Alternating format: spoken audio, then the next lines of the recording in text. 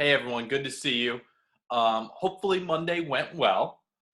If not, you'll hopefully have an opportunity to finish your assignment today. First of all, I got a friend here, Mr. Oscar. He's been super friendly today, right now, and cuddly. So if you hear him, he often can be kind of loud. So you might hear him, you might see his tail popping up, but we'll get started. So today, we're going to be looking at three different types of art: classical art, medieval art, and Renaissance art. Hopefully, yesterday you were able to take some notes on some attributes for each of those. If not, that's okay. You don't have to stop the video. You can watch the video, then go complete the assignment. Um, if not, this will be a review, and then you will do a Kahoot game on your own. Um,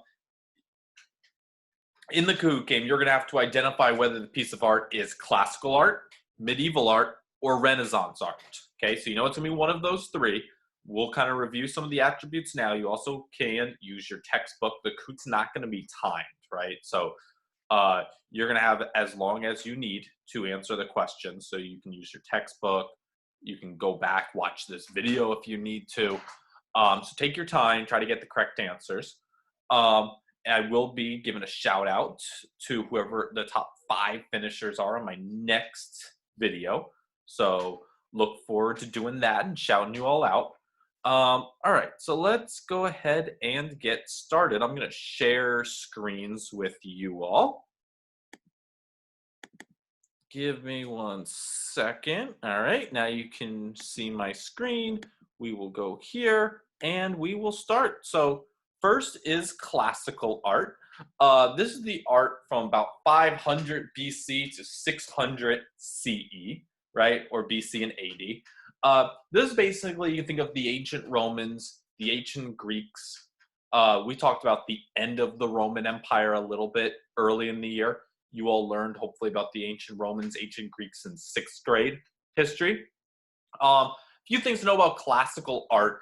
The artist would value balance and harmony. So often, you can't really tell in this example, but in paintings, they would definitely want things to be balanced. So if there's something on one side, there would be something on the other.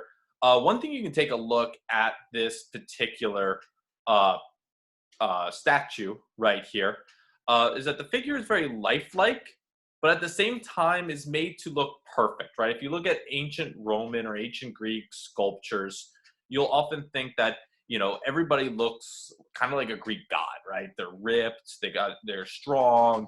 And this was done really to make these people look better than the average person in real life. So people would kind of look up to them. That was a very common attribute, even if it's not exactly what the person looked like.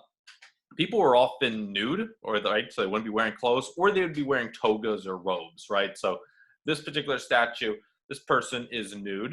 They got everything covered up, thankfully, so I could show it to you all. But often in classical art, the figures that they were creating were nude, right? Lots of statues, right? Lots of statues and very stoic faces. If you go ahead and look at this guy's face, you'll see there's not a whole lot of emotion. That's what I mean by stoic, right? Very straight face. You can't really get a good sense of how he's feeling, right? Just kind of looks, kind of not a lot of emotion going on. Okay.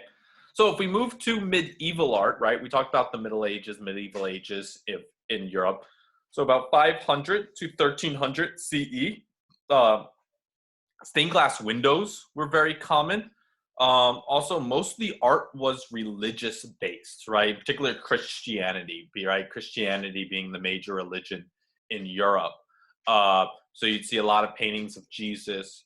You would see a lot of artwork that would include saints or people from the Bible, right? So if you're finding a lot of religious art, right, there's a good chance it's from the medieval times, right?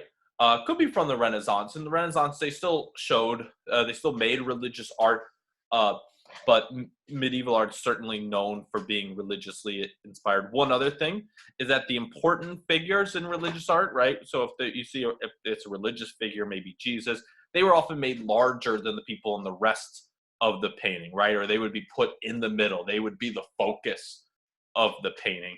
Um, and unlike the classical era, they would be fully dressed, right?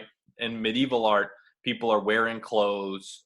They're not even, wearing togas or anything that could be seen as, not a lot of clothing.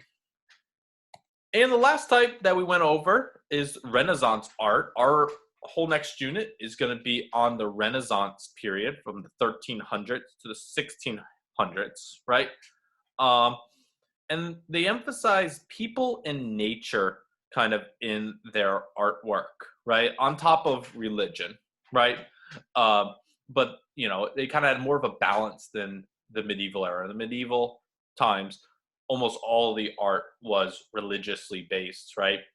In the Renaissance period, there would be religious art, but there would also be art to show people or to show nature, and other scenes that are going on, right? Figures in the painting look three-dimensional. So if you look at this picture, you can see that this hall you can kind of see depth, right? Certain people look closer, certain people look further back. It looks like you could walk down that hall. You could tell what's supposed to be closer, what's supposed to be further away. And the background adds some depth. I'm going to go back to the previous slide just so you can compare the Renaissance art to the medieval art, right? If we go back to the medieval art, there's not that same sense of depth, right, being created. It's kind of a flat, two-dimensional piece of art, whereas this one has the perception of being three-dimensional, the perception of having depth. All right. And I'm going to stop the share there. We're going to go back. Hopefully that helps. Hopefully you do well on the Kahoot.